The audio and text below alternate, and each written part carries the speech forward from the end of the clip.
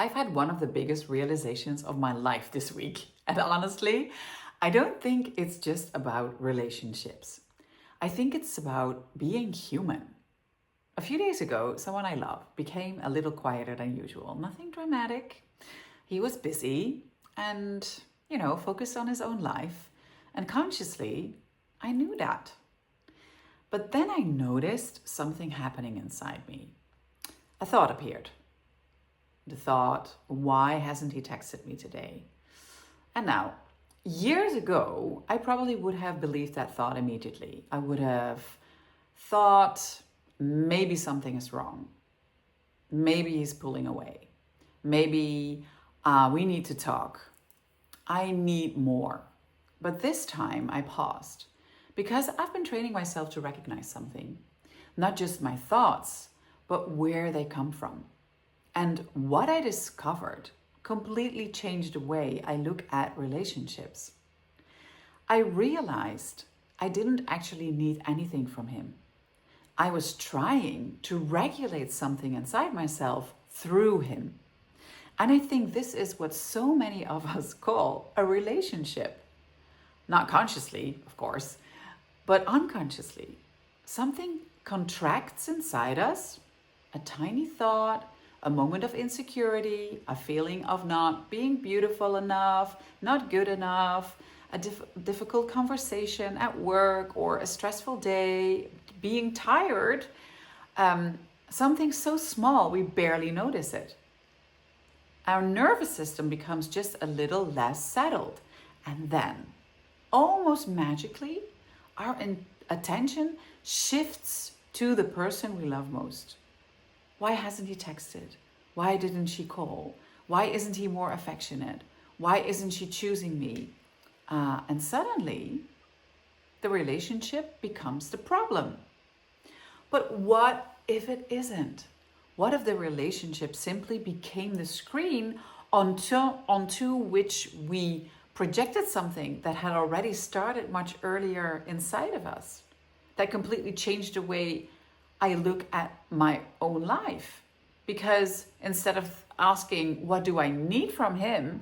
I started asking, what happened inside me before I thought I needed something from him? And that question is just changing everything, because almost every single time I can trace the thread back. And it doesn't lead to him. It always leads to me. Maybe I looked in a mirror that morning and didn't feel beautiful. Maybe I was exhausted. Maybe, I was carrying stress. Maybe an old fear quietly entered my system. Maybe I disconnected from myself. And because I didn't notice that immediately, my mind looked for an explanation. My nervous system looked for an explanation. And the easiest explanation was the person I love. It's almost funny when you start seeing it. One tiny thought, and 5 minutes later, your brain has somehow dedicated another human being, to be responsible for making you feel safe again. And when I really saw that, something softened. Because I wasn't wrong. I wasn't broken. I wasn't needy. I was simply seeing a pattern that had been invisible before.